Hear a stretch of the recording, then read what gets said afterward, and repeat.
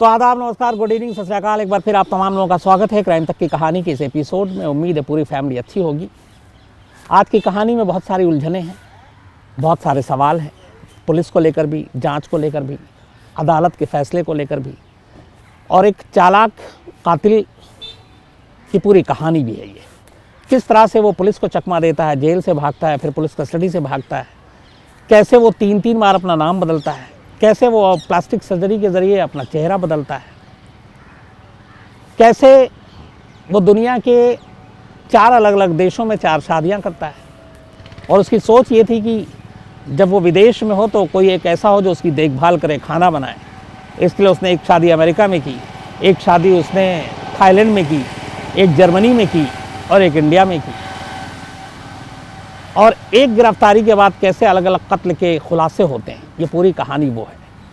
इस कहानी में एक कैरेक्टर भी है, एक अनुज टिक्कू, आपने नाम सुना होगा। बहुत सारे ऐड फिल्मों में और छोटी मोटी फिल्मों में भी कुछ रोल किया है फ़नी कैरेक्टर के तौर पर। अनुज टिक्कू से मेरी मुलाकात इसलिए है कि अनुज टिक्कू कभी हमारे ग्रुप में काम किया करते थे, इंडिया टुडे ग्रुप में। फिर उन्होंने दिल्ली छोड़ा, मुंबई गई। मुंबई में जाने के बाद अपने फिल्मों में किस्मत आजमाने की सोची और अनुज टिक्कू के फादर का कत्ल होता है। और कमाल देखिए कि जब कत्ल होता है तो जो सबसे बड़ा शक जाता है वो अनुज टिक्कू पे ही जाता है। और अनुज टिक्कू को बाकायदा पुलिस लंबी पूछताछ करती है, सस्पेक्ट नंबर 1। लेकिन बाद में पता चलता है कि अनुज टिक्कू अपने बाप का कातिल नहीं है, बल्कि कातिल कोई और है। कैसे एक मॉडल जिसका नाम सिमरन सूद, जिसने भी अपना चेहरा बदला, सर्जरी कराई प्लास्टिक, और कैसे वो बड़े बड़े लोगों को एक गैंगस्टर के साथ मिलकर फांसती थी, ये कहानी उसकी भी है। 1998 में एयर इंडिया एम्प्लॉय यूनियन के नेता थे एक अरुण दास, और उनके बेटे का कत्ल होता है। कत्ल होने के बाद ये दोनों लाशें जो है मुंबई के बाहर एक सुनसान जगह पे ज़मीन में गाड़ दिया गया था, वहाँ से मिलती है। इसके बाद तफ्तीश शुरू होती है। तफ्तीश के बाद पुलिस एक शख्स को गिरफ्तार करती है और उसका नाम था विजय पांडे। विजय पांडे को गिरफ्तार करने के बाद पुलिस अदालत में पेश करती है, चार्जशीट दाखिल करती है। अदालत विजय पांडे को उम्र कैद की सज़ा सुना देती है और इसके बाद उसे कोल्हापुर जेल भेज दिया जाता है। कोल्हापुर जेल में रहने के दौरान करीब 9 महीने ही बीते थे उम्र कैद की सज़ा अभी सुनाए हुए कि एक दिन एक अर्जी लगाता है विजय पांडे कोर्ट में और कहता है उसकी माँ की तबीयत बहुत ख़राब है, चूँकि वो कन्विक्टेड है, सज़ा हो चुकी है, इसलिए उसे कुछ दिन के लिए पेरोल दी जाए। अदालत इस मानवीय पहलू पे, ह्यूमन एंगल पे देखते हुए कि माँ बीमार है, उसे पेरोल पे बाहर जाने की इजाज़त दे देती है। वो पेरोल पे बाहर आता है, लेकिन फिर दोबारा कभी जेल नहीं जाता। वो कोल्हापुर से भागकर मुंबई आ जाता है और मुंबई आने के बाद वो अपना नाम बदल देता है। अब वो विजय पांडे नहीं, बल्कि अपना नाम रखता है किरण कानू भाई राणा। बाकायदा नया पहचान बनाता है, नए कागजात बनाता है और मुंबई में ही वो इंपोर्ट एक्सपोर्ट का एक बिज़नेस भी शुरू कर देता है। 6 महीने के अंदर अंदर बाकायदा इस नए नाम किरण कानू भाई राणा के नाम से उसका पासपोर्ट भी बन जाता है। पासपोर्ट बनने के बाद वो मुंबई छोड़ता है और बैंकॉक पहुंच जाता है। बैंकॉक में अंडरवर्ल्ड डॉन जो गैंगस्टर उस वक्त संतोष शेट्टी, ये उसके संपर्क में आता और उसके लिए काम करता है। काम ये था कि मुंबई में जो बड़े बिजनेसमैन या फिल्म इंडस्ट्री से जुड़े हुए लोग जिनके पास पैसे हैं, उनसे कैसे एक्सटॉर्शन किया जाए। तो ये संतोष शेट्टी के ज़रिए उन लोगों के नाम और पते देता था। संतोष शेट्टी अपने लोगों को भेजकर उनको धमकाता और उनसे पैसे लेता। धंधा वंदा ठीक चल रहा था। नए नाम के साथ वो बैंकॉक में था, मुंबई भी आना जाना था। लेकिन फिर उसे लगा कि अगर मुंबई बार बार आने जाने में चेहरा पहचाना जा सकता है, क्योंकि नाम, बाकी चीज़ें तो बदल ली, हुलिया नहीं बदली। बैंकॉक में ये फिर प्लास्टिक सर्जरी कराता है और अपने चेहरे को थोड़ा सा बदलता, हालांकि पूरी तरह से नहीं बदलता, लेकिन कुछ कुछ उसकी हुलिया जो है वो बदल चुका था। ठीक ठाक अब उसका काम चल रहा था। एक उम्र कैद की सज़ा पाया हुआ कैदी पेरोल पे बाहर आकर भाग जाता है और बाकायदा अपना बिजनेस चला रहा है। बैंकॉक जाता है, मुंबई आता है, सब कुछ चल रहा है। इसी दौरान उसकी मुलाकात एक होती है एक मॉडल जो पंजाब की थी, मुंबई पहुंचती है अपनी किस्मत आजमाने। उसका नाम था सिमरन सूद। सिमरन सूद कुछ छोटी मोटी बी ग्रेड की फिल्मों में 1-2 में काम भी करती है, मॉडलिंग करती है, लेकिन उसे कोई कामयाबी हासिल नहीं होती। उसे लगता है कि वक्त बीतता जा रहा, उम्र बढ़ती जा रही है। फिर वो दुबई जाती है, दुबई में जाकर अपना प्लास्टिक सर्जरी कराती है, और कई बार कराती है, मुंबई में भी कराती है, ताकि वो कम उम्र की दिखे, अच्छी दिखे, फिल्मों में और मॉडलिंग में उसे चांस मिलता रहे। और इसी दौरान विजय पांडे उसके संपर्क में आता है, दोनों में दोस्ती होती है, दोनों शादी कर लेते हैं। अब इधर विजय पांडे नए नाम के साथ बैंकॉक जा चुका था, नया पासपोर्ट था, संतोष शेट्टी गैंगस्टर के संपर्क में काम कर रहा था। लेकिन फिर उसे कुछ वक्त के बाद लगा कि अब मुंबई चलना चाहिए। वो मुंबई पहुंचता है और सिमरन सूद के साथ 2007 की बात है, ये मुंबई में एक जगह घूम रहा था। जब वो घूम रहा था तभी अरुण दास, जो एयर इंडिया एम्प्लॉय यूनियन जिनका कत्ल हुआ था 1998 में, जो विजय पांडे ने ही किया था, उनकी बेटी की नज़र विजय पांडे पे पड़ती और वो हैरान रह जाती है, क्योंकि अदालत के फैसले के बाद उम्र कैद की सज़ा हुई थी। उसे लगा कि इससे तो कोल्हापुर जेल में होना चाहिए, ये मुंबई में खुलेआम कैसे घूम रहा है।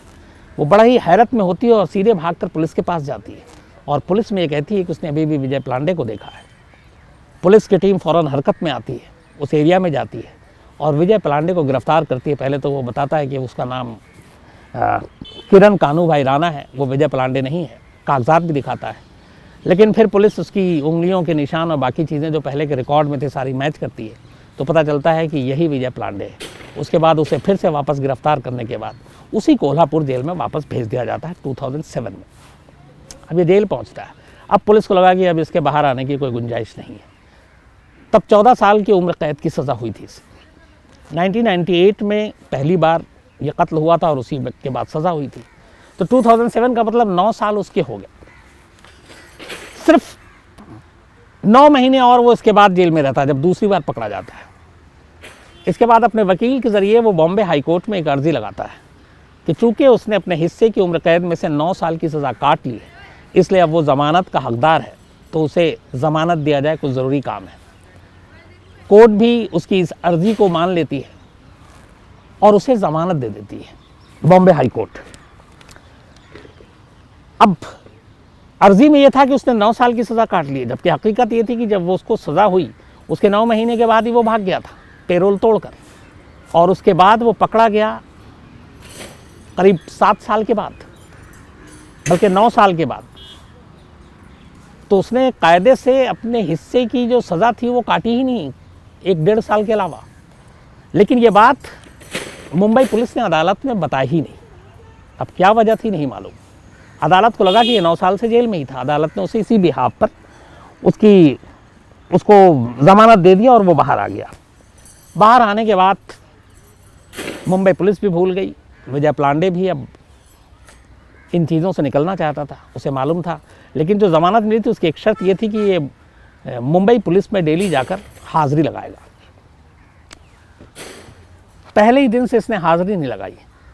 ये बेल आउट हुआ और एक बार फिर गायब हो गया। गायब होने के बाद ये फिर पहुंचता है बैंकॉक, वहाँ से लंदन, चाइना, थाईलैंड, सिंगापुर, और एक बार फिर अपना नाम बदल लेता है।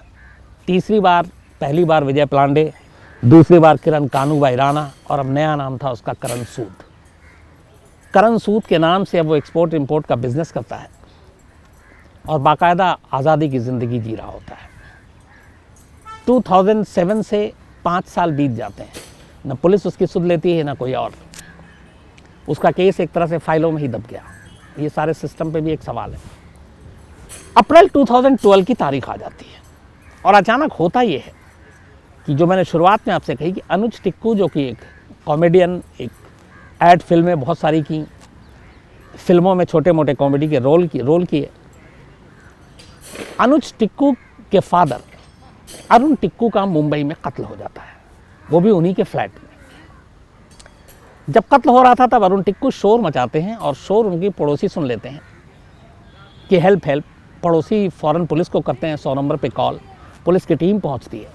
तब तक 2 कातिल वहाँ पे जो थे, उन्होंने जो कत्ल किया, कत्ल करने के बाद वो मौके से भाग जाते हैं।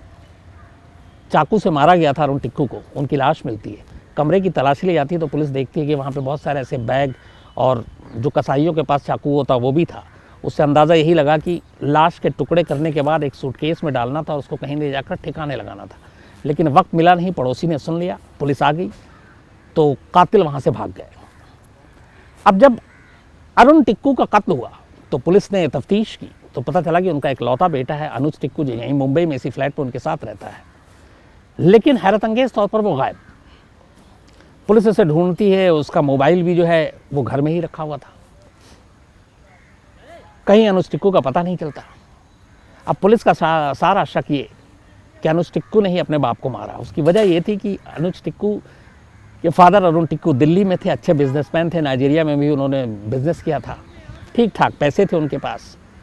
अनुज टिक्कू यहाँ पे दिल्ली में ठीक ठाक काम कर रहा था, लेकिन जब उसने मुंबई जाने का फैसला लिया तो फादर नाराज़ हो गए कि वहाँ पे कोई कैरियर का मतलब नहीं है, क्या होगा क्या नहीं होगा, तुम कब तक स्ट्रगल करोगे। लेकिन वो माना नहीं और अनुज टिक्कू मुंबई पहुँच गया, छोटे मोटे ऐड और बाकी चीज़ों में काम करने लगा। इसी दौरान में अनुज टिक्कू के फादर अरुण टिक्कू ने जब देखा कि अब बेटा वहीं रहेगा तो उन्होंने उसे मुंबई में एक घर लेकर दिया, लोखंडवाला में। ये सामर्थ आंगन बिल्डिंग थी।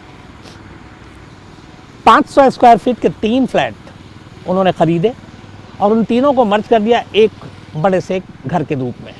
उस वक्त इसकी कीमत करीब 3 करोड़ रुपए थी। उन्होंने देखा कि अब बेटा यहीं रहने की जिद कर रहा तो यहीं रहेगा, तो वो 3 करोड़ रुपए में ये फ्लैट मिला था। तो पुलिस को जांच में पता चला कि शायद थोड़ी बहुत फैमिली से अनबन भी थी मुंबई में काम करने और उसको लेकर। तो पुलिस का सारा शक जो है वह अनुज टिक्कू पर है कि उसने अपने बाप का कत्ल किया और अनुज टिक्कू गायब है, मिल नहीं रहा है। पुलिस तलाश करती है, फिर पता चलता है मोबाइल से उसके दोस्तों के बारे में, बाकी के बारे में। उसी में एक करण सूद नाम भी मिलता है मोबाइल में। पुलिस के मुखबिर काम पे लग जाते हैं। इसी दौरान पता चलता है कि करण सूद गोवा में है। पुलिस की टीम गोवा जाती है, करण सूद को पकड़ती है। करण सूद के साथ अनुज टिक्कू भी था, उसको लेकर मुंबई आती है, बाकायदा पूछताछ होती है। अब अनुज को पता ही नहीं था कि उसके फादर का कत्ल हो गया, लेकिन पुलिस के रडार पे वो सस्पेक्टेड था। लंबी पूछताछ हुई, उसके बाद करण सूद से पूछताछ हुई। करण सूद से जब पूछताछ होने लगी तब पुलिस वाले को पहली बार शक हुआ कि ये करण सूद नहीं है बल्कि ये विजय पलांडे जो भागा हुआ था, विजय पलांडे। अब उनसे पूछताछ जब हो रही थी 3 घंटे के बाद विजय पलांडे को अब ये केस क्राइम ब्रांच को सौंप दिया गया था। क्राइम ब्रांच जांच कर रही थी तो लोकल पुलिस से उसको क्राइम ब्रांच की गाड़ी में बैठाकर दफ्तर ले जाना था। 3 घंटे के अंदर अंदर विजय पलांडे पुलिस कस्टडी से भाग जाता है और उसमें एक पुलिस वाले ने ही मदद की थी जो उसका दूर का रिश्तेदार था। भागने के बाद वो अपने एक दोस्त को फ़ोन करता है जो शेयर मार्केट में था, उससे कुछ पैसे लेता है और अब उसको भागना था मुंबई से सीधे बैंकॉक। लेकिन पुलिस के खबर दे देते हैं कि चर्च गेट के पास वो अपने एक दोस्त से मिला है और उसकी सारी चीज़ें थी, क्योंकि पुलिस कस्टडी में एक कत्ल का आरोपी 3 घंटे में भाग गया तो मुंबई पुलिस के लिए भी शर्म की बात थी। तो उन्होंने अपनी सारी ताकत लगा दी और आखिरकार उसी रात 2 बजे के आसपास चर्च गेट से विजय पलांडे को गिरफ्तार कर लिया गया। गिरफ्तार करने के बाद लाया गया, उससे पूछताछ हुई तो कहानी पता चली। कहानी ये थी कि अनुज जिस घर में रहता था उसकी कीमत पता थी विजय पलांडे को, और ये भी पता था कि ये फिल्मों में स्ट्रगल करता अकेला रहता है। विजय पलांडे की नज़र थी उसके घर पर कि इस घर को हथिया लिया जाए, और इसके लिए उसने बड़ी प्लानिंग अच्छी की। 2 साल पहले किसी थर्ड पर्सन के ज़रिए अनुज टिक्कू के वो संपर्क में आया, अपने आप को बिजनेसमैन बताकर उससे दोस्ती की। इसके पास खुद मर्सिडीज़ गाड़ी थी विजय पलांडे के पास, और दोस्ती करने के बाद वो धीरे धीरे अनुज टिक्कू के करीब आता गया। नज़र थी घर पर। लगभग 2 साल की दोस्ती के बाद जब ये घर पे अब ये था कि कब्ज़ा करना है, तो प्लानिंग के पहले चरण के तहत जो इसकी जर्मन वाइफ थी उसने इसको उस घर में भेजा कि यहाँ पे इसको कुछ हमारी एक दोस्त बता कर कि ये जर्मनी से है और तुम्हारे घर पे कुछ दिन रहना चाहती है, तो रेंट पे 5 लाख रुपए उसने डिपॉजिट दिया और 30,000 रुपीज़ रेंट के हिसाब से एग्रीमेंट हो गया। और वो जर्मन महिला जो है वो वहाँ पे अनुज टिक्कू के घर में रहने लगी। लेकिन इस एग्रीमेंट के कुछ ही दिनों बाद, 10-15 दिन बाद वो जर्मनी वापस चली गई। जब वो जर्मनी वापस चली गई तो विजय पलांडे ने अपने 2 दोस्तों को उसकी जगह पे अनुज टिक्कू के घर पे रखवा दिया, वो रहने लगे। इस दौरान में अनुज टिक्कू के फादर अरुण टिक्कू मुंबई पहुंच जाते हैं। अब वो देखते हैं कि घर का एक हिस्सा रेंट पे है और 2 अजनबी वहाँ पे रह रहे हैं। उन्हें गुस्सा आता है। वो बताते हैं कि हमारा तो एग्रीमेंट है। वो कहते हैं मैं सारे पैसे वापस कर रहा हूँ, आप लोग घर खाली करो। उन दोनों को घर से निकाल देते हैं। जब घर से निकालते हैं ये बात विजय पांडे को पता चलती है तो उसे लगता है कि अब इस घर पे कब्जा करने का जो मौका है वो खो जाएगा, और अनुज टिक्कू के फादर ही इसमें सबसे बड़े रोड़ा है। तो उसने प्लानिंग की, अपने उन्हीं दोनों दोस्तों को घर भेजा और कहा कि इनका कत्ल कर दो, और अनुज टिक्कू को अपने साथ अपनी गाड़ी में बैठाया और बोला चलो कुछ ज़रूरी काम से चलते हैं, और जानबूझकर उसका मोबाइल उसके पास नहीं रहने दिया, चोरी से उसका मोबाइल अपने पास रखा और फिर उसे घर में ही छोड़ दिया ताकि इस कत्ल की खबर अनुज टिक्कू तक ना पहुँचे। इसके बाद उन दोनों ने कत्ल किया। अरुण टिक्कू का लाश को टुकड़े करके फेंकने का इरादा था, लेकिन पड़ोसी ने देख लिया, वो जब चिल्लाए तो वो कत्ल करने के बाद भाग गए। अब दूसरी इधर प्लानिंग ये थी कि अरुण टिक्कू के कत्ल के बाद अनुज टिक्कू को भी मार डालना था, तभी उस मकान पर कब्जा होता है। बाकायदा इसके लिए एक सुसाइड नोट लिखा गया था अनुज टिक्कू की तरफ से उसी के नाम पे, और प्लान ये था कि अरुण टिक्कू के कत्ल के बाद गोवा के आसपास ले जाकर अनुज टिक्कू को भी मार देना है। लेकिन उससे पहले मुंबई पुलिस वहाँ पहुँच गई और इन लोगों को पकड़ कर ले आई। तो 2 कत्ल होने थे, अनुज टिक्कू की जान बच गई। अब ये सारे जब खुलासा हुआ उसके बाद अनुज टिक्कू को पुलिस ने छोड़ दिया। हिमांशु राय जॉइंट कमिश्नर थे उस वक्त, उन्होंने बाकायदा प्रेस कॉन्फ्रेंस भी की थी। उन्होंने कहा था कि अनुज टिक्कू इसमें कोई उसका रोल नहीं है। अब ये मामला चल रहा था, तफ्तीश जारी थी, पुलिस सबूत इकट्ठे कर रही थी। ये अप्रैल 2007 की बात है। इसी दौरान में एक करण कक्कड़ नाम के शख्स जो हरियाणा का था, उसका भाई मुंबई पुलिस पहुंचता है और कहता है कि पिछले 1 महीने से, मार्च से ही मेरा भाई जो कि फिल्म में अपनी किस्मत आजमा रहा था, 32-35 साल की उम्र थी, वो गायब है और ना फ़ोन मिल रहा है ना कुछ, अल्लाह पता है। अब पुलिस परेशान। इधर इस विजय पांडे की जो सारी चीज़ें पकड़ी गई उससे ये पता चला कि इनका मोडस ऑपरेंडी ऐसा था कि ये बड़े लोगों को इसी तरह से फांसते थे, उनके घर पर या पैसे कब्जा करते थे और ये सारी चीज़ें होती थी। तो क्या कहीं करण कक्कड़ में भी तो इनका रोल नहीं है? इसके बाद विजय पांडे से पूछताछ शुरू होती है और आखिरकार विजय पांडे टूट जाता है और वो बताता है कि मुंबई के बाहरी इलाके में एक जगह है जहाँ पे उसने करण कक्कड़ को मारने के बाद दफना दिया था। पुलिस पहुँचती है, वहाँ से कंकाल मिलते हैं, सर मिलता है, DNA किया जाता है, तो पता चलता है कि हाँ ये करण कक्कड़ की लाश है। और इस तरीके से एक दूसरे कत्ल की कहानी खुल जाती है। अब उस कत्ल की कहानी ये थी कि करण कक्कड़ का भी एक घर था मुंबई में और उस पर इन लोगों को कब्जा करना था। उसको कब्जा करने के लिए उन्होंने करण कक्कड़ को के पास सिमरन सूद को भेजा, जो मॉडल थी, एक हनी ट्रैप के तौर पर। उसने उससे दोस्ती की, फिर उसने कहा कि हम लोग मिलकर एक बड़े बजट की फिल्म बनाएंगे। और जिस दिन ये सारी बातें हुई उसी दिन करण कक्कड़ का इन्होंने किडनैप कर लिया उसी की गाड़ी में और ले गए एक मुंबई से दूर। वहाँ ले जाने के बाद चारों तरफ से उसे घेरा हुआ था और ये विजय पांडे ने अपने स्टेटमेंट में बताया। अब उसे पता था ये मार देंगे, तो उसे 2 ऑप्शन दिया गया। उसे कहा गया कि या तो तुम खुली आंखों से अपनी मौत देखो और या तुम बेहोशी या नींद की दवा ले लो। तो उसने दूसरा ऑप्शन चुना करण कक्कड़ ने। उसने कहा मुझे बेहोशी की आप दवा दे दो। तो उसे दवा दी गई, उसके बाद उसके गला काटा गया, उसके टुकड़े किए गए और वहीं पे दफना दिया गया। तो इस तरीके से ये कत्ल भी खुला। बाद में पुलिस ने इन सभी के खिलाफ चार्जशीट दाखिल की। लोअर कोर्ट ने उम्र कैद की सज़ा सुनाई, हाई कोर्ट ने भी उम्र कैद की सज़ा सुनाई। सिमरन सूद बेल पे निकल गई क्योंकि उन्हें उम्र कैद की सज़ा नहीं, कम सज़ा मिली थी सपोर्ट के लिए। लेकिन विजय पांडे और उसके 2 साथी अभी भी जेल में बंद हैं और इस मामले में भी उम्र कैद की सज़ा हुई। 1998 में भी उम्र कैद की सज़ा हुई थी और इस करण कक्कड़ और अरुण टिक्कू के कत्ल के मामले में भी उम्र कैद की सज़ा हुई। अब सवाल यहाँ पे ये है कि अगर 1998 अरुण दास के कत्ल के मामले में उम्र कैद की पूरी सज़ा वो काटता तो शायद अरुण टिक्कू और करण कक्कड़ की जान बच सकती थी। लेकिन जिस तरीके से उसने पेरोल तोड़ा, जिस तरीके से उसने उसके बाद बेल लिया और अदालत में भी झूठ कहा कि 9 साल वो जेल में काट चुका जबकि उसने 9 महीने ही काटे थे, वहाँ पे पुलिस ने अपनी रिपोर्ट नहीं दी, बताया नहीं। ये सारी गलतियाँ कहीं ना कहीं सारे एक सवाल खड़ा करती हैं। और यहीं से एक और सवाल उठता है कि ऐसे बहुत सारे केसेस आते हैं जो कोर्ट में आते हैं, ऐसे क्रिमिनल जो खूंखार क्रिमिनल, इनके बेल के लिए, पेरोल के लिए, तो क्या वहाँ पे सही रिपोर्ट जाती है? क्योंकि बहुत सारे ऐसे केस में देखे जिनके रिकॉर्ड ही नहीं है। अगर ये उसके बाद निकल के भागता है और इतने इतने सालों तक ये गायब रहता है तो क्या पुलिस कोई ऐसे रिपोर्ट अपनी अदालत को या और कहीं आगे नहीं बढ़ाती है जिससे पता चल सके कि फ़लाने केस में वो जिसको सज़ा हुई थी वो इस वक्त कहाँ है, क्या है? क्या इसका कोई सिस्टम नहीं है? अगर अरुण दास की बेटी विजय पलांडे को मार्केट में घूमते हुए नहीं देखती तो क्या पता शायद वो कभी पकड़ा भी नहीं जाता। तो ये सारी भी चीज़ें कि सज़ा दिलाना या गिरफ्तारी वहीं तक बात नहीं है, उसके बाद सज़ा के अंजाम तक पहुंचने के लिए पूरा क्या सिस्टम है, क्या पुलिस, बाकी जो जुडिशल सिस्टम है, वहाँ ऐसे लोगों की बार बार ऐसे रिपोर्ट दी जाती है, ली जाती है, तभी फिर सज़ा आखिर तक मिल सकती है। तो ये थी कहानी, एक मॉडल जिसको हनी ट्रैप के तौर पे इस्तेमाल किया जा गया, एक शातिर कातिल जो बड़े लोगों के घर और पैसों पे नज़र रखता था और जिसने एक के बाद एक कई कत्ल किए।